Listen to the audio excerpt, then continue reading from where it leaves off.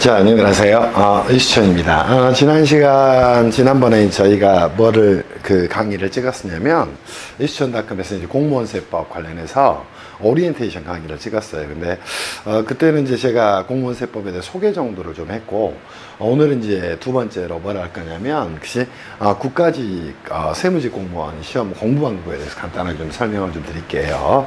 자, 기본적으로 이제, 세무직 공무원의 경우에는, 기본적으로 이제 7급하고 9급을 이제 임용을 하게 됩니다. 그래서 7급, 9급 세무직 시험에서는 가장 핵심적인 공부가 당연히 세법이겠죠. 그죠? 그래서 7급과 9급에 있어서 우리 세법에서 세법이 차지하는 이제 비중하고 또 세법 공부 방법에 있어서 정리를 좀 간단하게 해드릴게요. 7급은 기본적으로 이제 영어 시험을 보고 나서 PCS를 통과를 해야 7급 공무원 시험을 볼 수가 있죠. 응시를 할 수가 있죠. 7급 시험의 경우는 이제 헌법, 또 경제학, 또 회계학, 세법이 이제 출제가 됩니다. 당연히 세무직 공무원의 꽃은 뭐예요? 세법입니다. 오케이? 세법이라고도 이야기하고 세법 개론 시험이다. 이렇게도 이야기를 하게 됩니다. 범위는 7급과 9급에서는 다 똑같습니다. 오케이? 7급에서는 이제 25문제가 출제가 된다면, 비율은 거의 9급하고 비슷할 거예요. 그래서 7급과 9급 공이 이제 세법에서는 크게 이제 한 6개 정도의 주제가 세법이 이제 시험이 출제가 이루어집니다. 당연히 기본적인 공통경영상이 국세 기본법의 출제가 이루어지고요. 두 번째는 이제 국세 징수법에 대한 내용 출제가 이루어지게 됩니다. 그리고 그 다음에 이제 법인세법, 근데 부가세법도 공부를 하는 게 좋아요. 그래서 부가세법도, 법인세법, 또 소득세법, 이렇게 이제 출제가 이루어집니다. 소득세법, 출제가 이루어지고, 상속세 및 증여세법이 이제 출제가 이루어지게 됩니다. 그리고 종합부동산세법은, 시험 범위에 들어가긴 하지만 거의 10여 년 동안 출제가 이루어지지 않고 있어요. 종합부동산세법은 이제 출제가 이루어진다면, 국세기본법에서는 납세 및 성립확정 소멸과 관련된 내용에서 출제가 이루어질 확률이 굉장히 많습니다. 그래서 종합부동산세법 이렇게 출제가 이루어지게 됩니다. 비율로 좀 따진다면 부동산 세법이에요.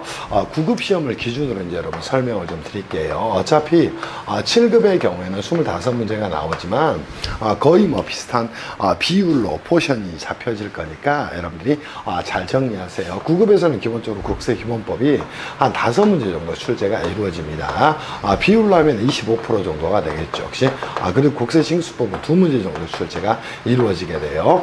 비율로 하면 이제 10% 정도가 될 겁니다. 그리고 부가세법에서는 이제 4문제 정도 출제가 이루어져요. 의외로 이제 이쪽 개별세법에서는 부가세법이 출제가 많이 이루어집니다. 이유는 이제 여러분이 세무공무원이 되게 되면 가장 먼저 일하는 곳이 민원실이라든가 또는 부가세에 관련된 업무를 수행을 하게 됩니다. 그래서 4문제 정도 출제가 이루어져서 20% 정도 출제가 이루어지게 돼요. 그리고 법인세법은 5문제 정도 출제가 이루어지게 됩니다. 그러니까 한 25% 정도 출제가 이루어지고요.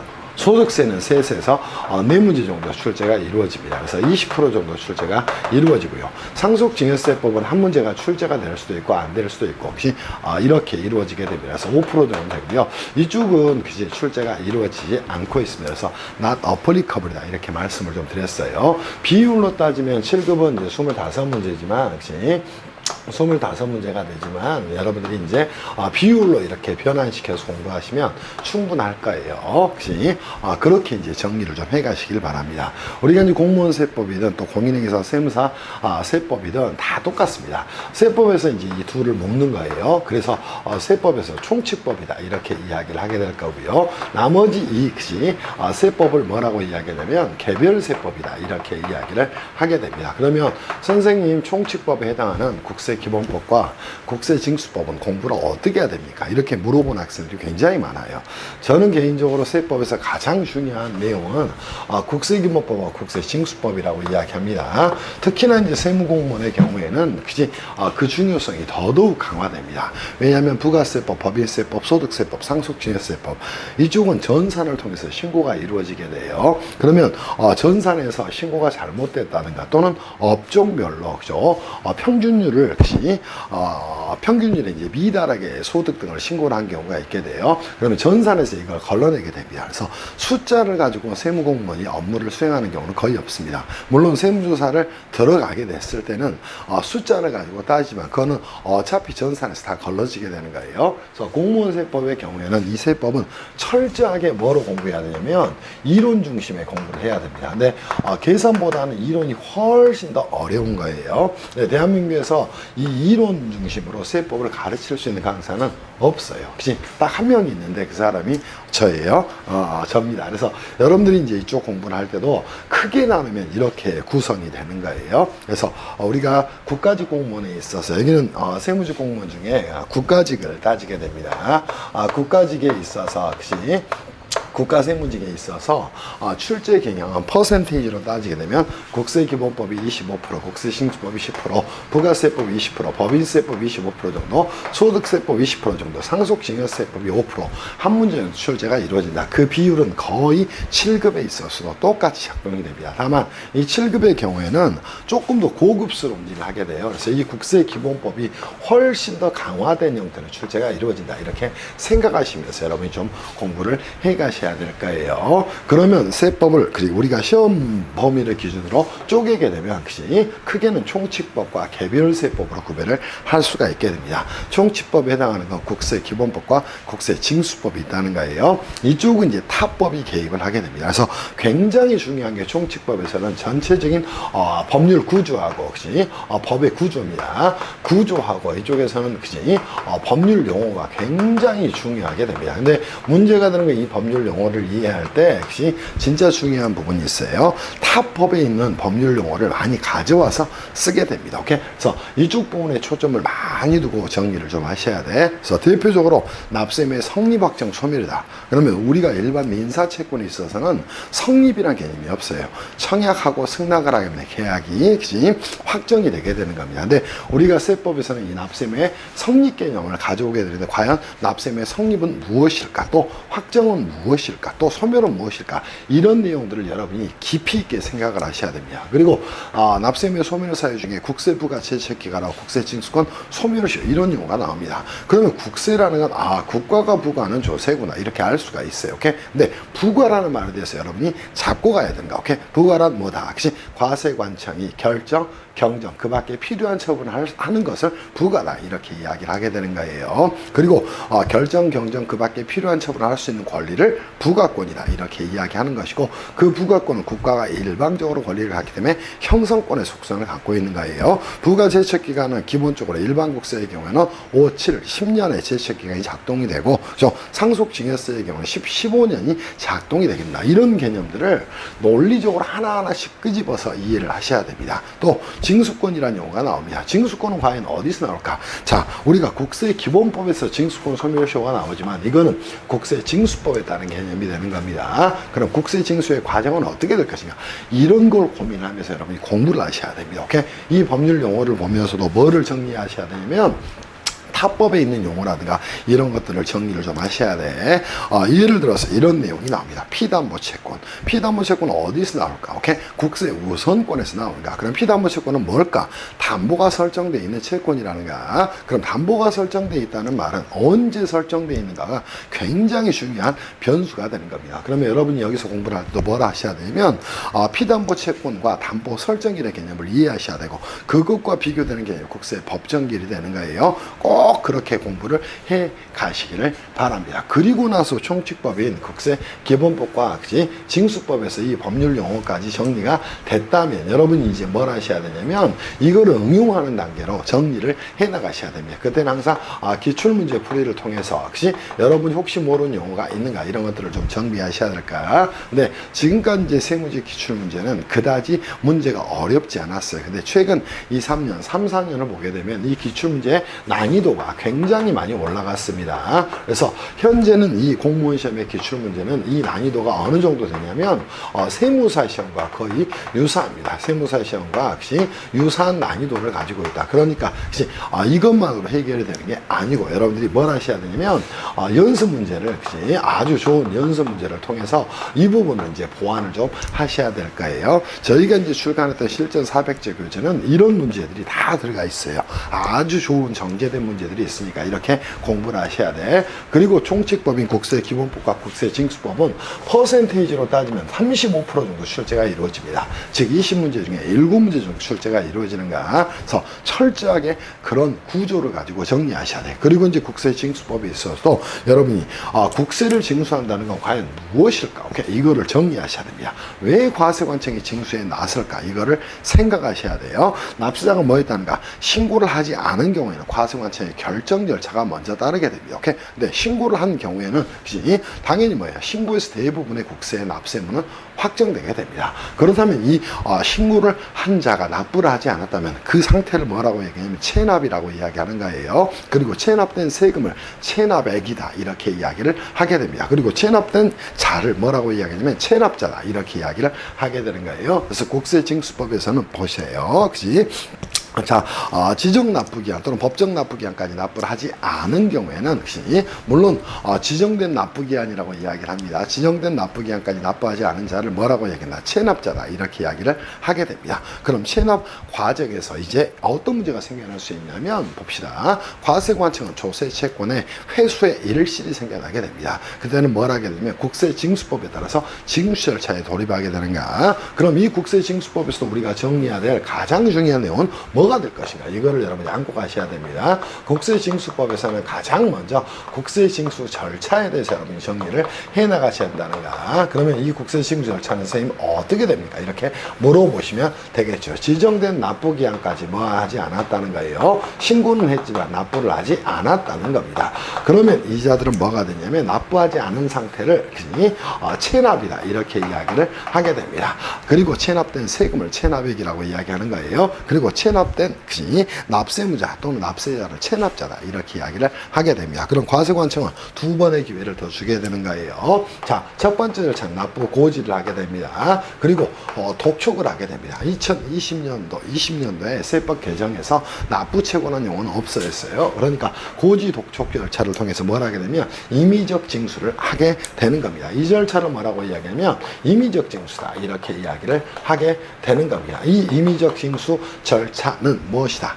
과세관청이 강제적 행정력을, 강제적 공권력을 동원하지 않고 납세자가 스스로 납부하기를 기다리는 절차를 말한다. 이렇게 정리하셔야 돼. 그럼 고지 절차, 독촉 절차를 거친 후에 그래서 임의라는 말이 들어가게 되는 거예요.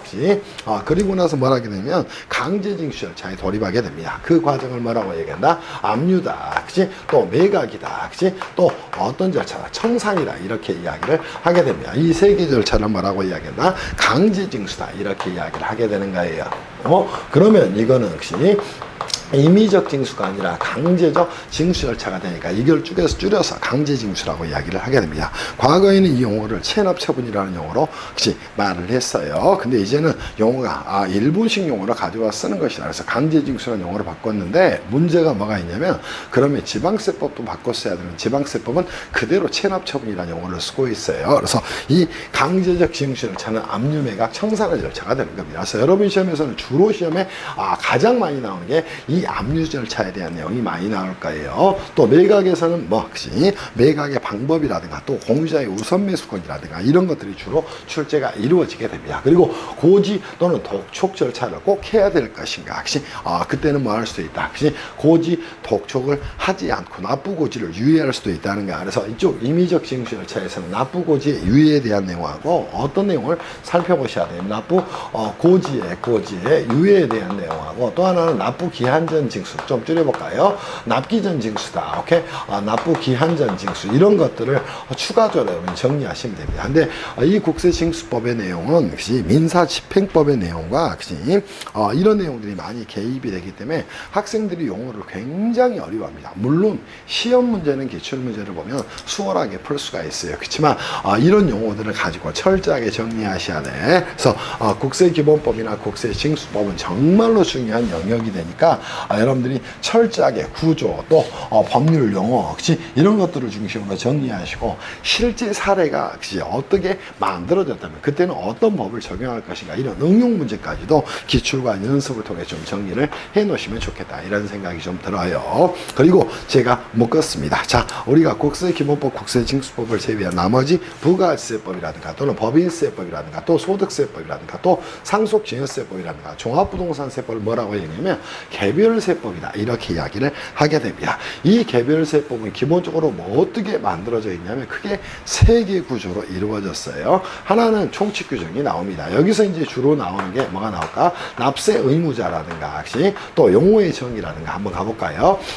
총칙 규정에서는 용어의 정의라든가 또는 역시 납세 의무자라든가 납세 의무자라든가 또는 역시 또 뭐가 나오냐면 납세지라든가 또는 과세 기간이라든가 이런 것들이 이제 출제가 이루어지게 되는 거예요. 무슨 말씀인지 이해할 수 있겠어? 그래서 이 총칙 규정에 대한 내용이 정리가 되게 되면 그 다음에는 뭡니까? 오케이? 과세 요건이 나오게 되는 거예요. 그래서 이 개별세법은 부가세법도 뭐가 돼?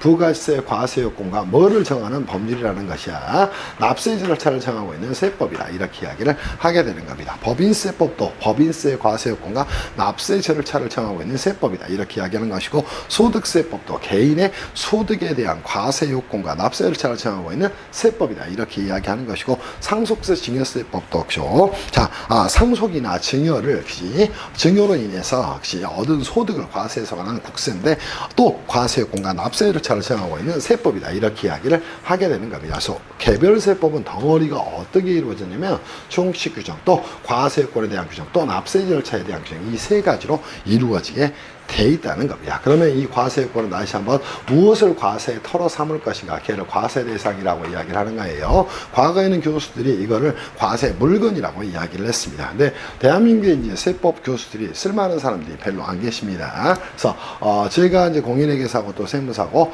법학자로서 대한민국의 세법을 끌어가 볼 생각이에요. 그래서 과세상은 무엇이다? 과세의 털을 무엇으로 삼을 것인가? 과연 소비를 과세의 털로 삼을 것인가? 그럼 소비세가 되는 거예요. 소득을 과세상으로 삼을 것인가? 그러면 소득제세가 되는 겁니다. 그 소득제세에 해당하는 게 법인의 소득이면 법인세가 되는 것이고 개인의 소득이면 소득세가 되는 거예요. 그렇게 여러분이 공부를 하셔야 됩니다. 그리고 상속으로 얻은 재산이라든가 증여로 얻은 재산이라든가 또는 뭐예요? 전국에 있는 주택과 비사업용 토지, 오케이? 자, 재산세 이제 별도 합산과세 대상하고 종합합산과세 대상을 과세상으로 삼고 있는 걸 종합부동산세법이라고 이야기를 하게 되는 겁니다. 그러면 이 과세 대상은 무엇인가? 이거를 정확히 살피는 거야. 그럼 부가세법 과세상은 뭐가 될까? 소비가 되는데 일반적 소비가 됩니다. 근데 너무 추상적이잖아. 그래서 부가세 과세상은 사업자가 하는 재화의 공급 또는 용역의 공급, 재화의 수입이 과세상이 되는 것이야. 그치? 충분히 이해할 수 있겠지. 그럼 법인세 과세상은 뭐가 될까? 법인의 소득이 되는 겁니다. 그리고 그 소득을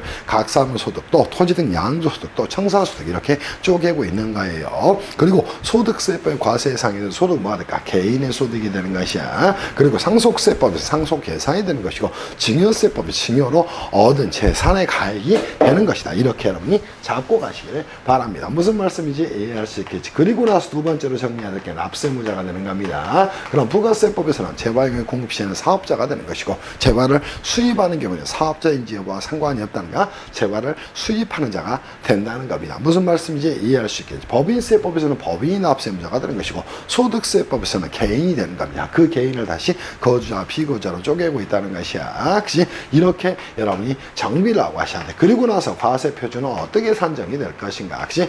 당연히 뭐예요? 과세표준은 부가세법에서는 역시 해당 과세액과는 재화용의 공가액이 합계액이 되는 것이고 재화의 수입 시에는 관세, 과세, 개별 소비세, 농어촌 특별세, 교수세 등을 합한 금액이 된다. 이렇게 멋지게 정리하시면 됩니다. 법인세법의 과세표준은 어떻게 될까? 각 사무 소득금액에서 이별교수금 비과세 소득공제를 차감하며 과세 표준이 나오게 되는 것이야. 소득세법은 종합소득금액, 종합소득공제를 차감하면 과세 표준이 나오는 것이다. 이렇게 위에서 세법을 살펴볼 수 있어야 됩니다. 그리고 나서 세율이 나오게 됩니다. 세율은 모든 세법 관련 시험에서 제시가 됩니다. 그러니까 세율은 부가세법은 10%의 세율이고 나머지는 초과 다단계 누진세율을 채거나 이렇게 정리하셔야 돼. 그리고 이 납세 절차에서는 기본적으로 뭐를 다루고 있을까? 기본적으로 그지? 여러분이 정리한다면 신고 절차는 어떻게 될 것인가? 또 납부 절차는 어떻게 될 것인가? 그럼 부가세 신고는 어떻게 할 것인가? 납부는 어떻게 할 것인가? 부가세 과세기간은 두 개가 되겠죠. 그지? 1기 과세기간 1월 1일부터 6월 30일까지, 2기 과세기간 7월 1일부터 12월 30일까지가 되는 거예요. 그래서 신고 납부 절차는 어떻게 될 것인가? 신고하지 않았다면 뭐 할까? 결정한다. 그지? 또 그죠? 과소 신고했다면 경정한다. 그지? 납부하지 않았다면 뭐 한다? 징수한다. 이런 절차들이 진행되는 겁니다. 그리고 이 납세 절차에서 특수 절차들이 추가로 이제 정리가 되게 됩니다. 그래서 부가세법에서는 대표적으로 대리납부 제도라든가, 그치? 자, 중소 또는 중견 사업자의 부가세 납부의 유예라는 제도라든가, 사업량수인의 대리납부 제도라든가, 전자의 경우는 공부하는 국외사업자에 대한 특례라든가, 이런 것들을 중심으로 여러분이 공부를 해 가셔야 될 것이야. 그리고 소득세법에서는 원천징수가 원바다가 되겠죠. 물론 중간연합도 있고 수시부가도 있지만 이런 것들을 여러분이 정리를 해 가시면 돼. 그래서 개별세법은 항상 이 세 개의 덩어리로 공부하는 거예요. 총칙도, 과세요건, 납세절차, 이거를 묶어서 여러분이 공부를 해 가시기를 바랍니다. 무슨 말씀인지 이해할 수 있겠지. 그래서 국세기본법, 국세징수법은 총칙법, 또 과세요건과 납세절차를 정하고 있는 세법을 개별세법이라고 이야기를 하는 것이고, 이것들이 뭐가 됩니까? 개별세법이 되는 거예요. 그럼 개별세법 공부할 때는 항상 과세요건과 납세절차를 중심으로 여러분이 정리를 해 나가셔야 될 것이야. 그 중에 이제 가장 중요한 내용은 모든 우리 공무원 시험이든 회계사 세무사 시험이든 총칙 규정은 한 문제가 항상 할당이 됩니다. 오케이? 그리고 나서 과세요건에서는 과세 대상과 납세 문제가 가장 중요한 변수가 되는 거예요. 그래서 법인세법에서 이 과세 대상을 포착하는 과정에서 세무 조정이 일어나게 되는 것이고, 법인세법 공부할 때 회계를 공부하고 해야 한다. 이런 빠가사리들이야. 오케이? 회계학이 무슨 그시야. 회계학은 너무너무 쉬운 과목이야. 왜냐하면 길이 두 쪽밖에 없어. 왼쪽, 오른쪽. 그러니까 더하기 빼기로 모든 게 끝날 수 있는 거야. 세법은 회계학하고 아무 상관이 없어. 그러니까 여러분이 이 과세요건, 개별세법에서 과세상과 납세 문제를 중심으로 정리를 하셔야 될 것이야. 그리고 과세표준은 어느 경우에 주로 쓰이냐면 법인세법에서 주로 쓰이게 됩니다. 이유는 2월결소금 때문이야. 각 사무소득금액에서 2월결소금 비과세 소득공제를 차감을 하게 되면 과세표준이 나오게 되는데, 그때 공제대상 2월 결손은 과연 무엇일까? 이런 것들을 가지고 여러분이 공부를 좀 해 나가셔야 될 겁니다. 그래서 선생님이 오늘 9까지 9급이나 7급 세무직 공무원 공부에 있어서 여러분한테 방향을 제시를 해드리는 겁니다. 그럼 세법은 크게 덩어리로 따지면 어떻게 나눌 수 있다? 총칙법인 국세기본법과 국세징수법으로 나눌 수가 있는 것이고, 이렇게 가는 거예요. 개별세법인 부가가치세법, 법인세법, 소득세법, 상속증여세법, 종합부동산세법, 이 7개가 세무직 공무원의 시험 범위가 되는 겁니다. 근데 세법이라는 과목은 여러분이 철저하게 이제 고민하셔야 되는 게 세금에 관한 법이에요. 법. 오케이? 그러다 보니까 항상 법리 중심으로 출제되는 게 세무직 공무원 공부입니다. 그런데 이제 일반 회계사나 일반 세무사들의 경우에는 회계사 세무사 시험을 붙었다고 해서 세법을 잘하는 사람이 거의 없습니다. 오케이? 세법 때문에 힘들어합니다. 왜 힘들어할까요? 이 수많은 세법이 개별적으로 국회를 통과를 하게 될 것이고, 이 추구하는 세법마다 각각의 목적과 이 과세 요건을 파악하고 납세 절차를 파악하는 내용들이 달라지게 됩니다. 그럼 여러분이 어떻게 공부해야 되냐면, 당연히 세법은 총칙법과 개별세법으로 나눌 수 있다. 총칙법은 국세기본법과 국세징수법으로 나눌 수 있다. 국세기본법, 국세징수법을 공부할 때는 구조와 법률 용어 이런 것들을 중심으로 정리하셔야 한다. 이 법률 용어를 역시 공부할 때도 타법에 법률 용어 또는 타법에 대한 지식이 굉장히 많이 필요하다는 거예요. 이거를 알고 있는 사람이 거의 없어요. 오케이? 그러니까 여러분 제가 늦어도 제가 이제 현재 계약 기간 중에 있는 피사라는 곳에서는 강의 더 이상 진행할 생각이 별로 없어요. 왜냐하면 너무 많은 세무 불이행을 해가지고. 그래서 여러분들한테는 어떤 방식은 제가 공무원 세법에 대해서 강의를 제공해 드릴 테니까 잘 따라오시면 되는 거예요. 그리고 항상 공부는 구조와 법률 용어를 철저하게 고민하면서 이해하셔야 돼요. 오케이? 그런 다음에 이게 어느 정도 됐다면 기출문제와 기출문제를 통해서 여러분이 어느 정도 점수를 확보를 해야 되냐면 70점 플러스를 확보를 해야 됩니다.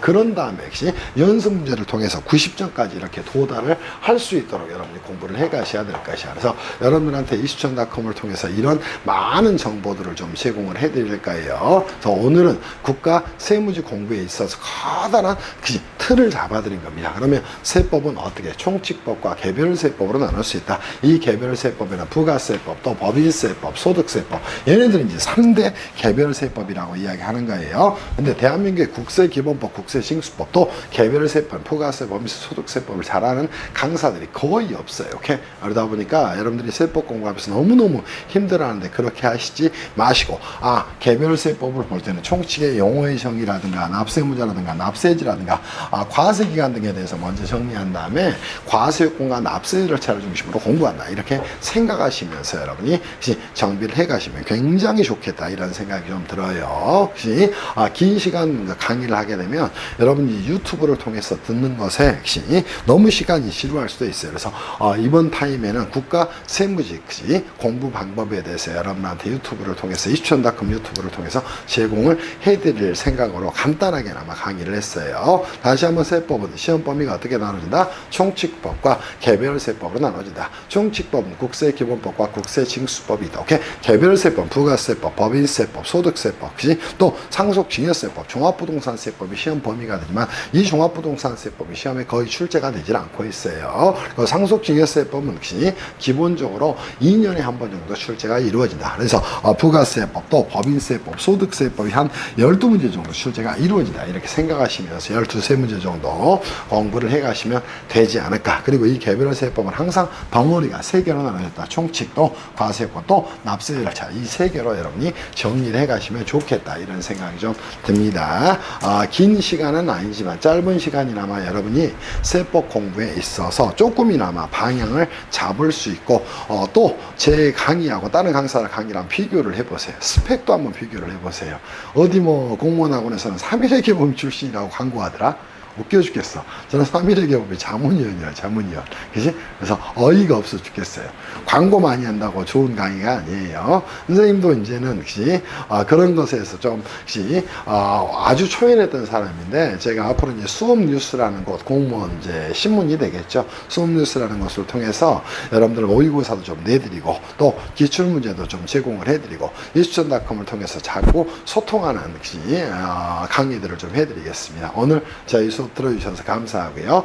다음 타임은 지방직, 지방세무직 공부 방법에 대해서 간단하게 좀 정리를 하겠습니다. 수고들 하셨습니다. 수고하셨습니다.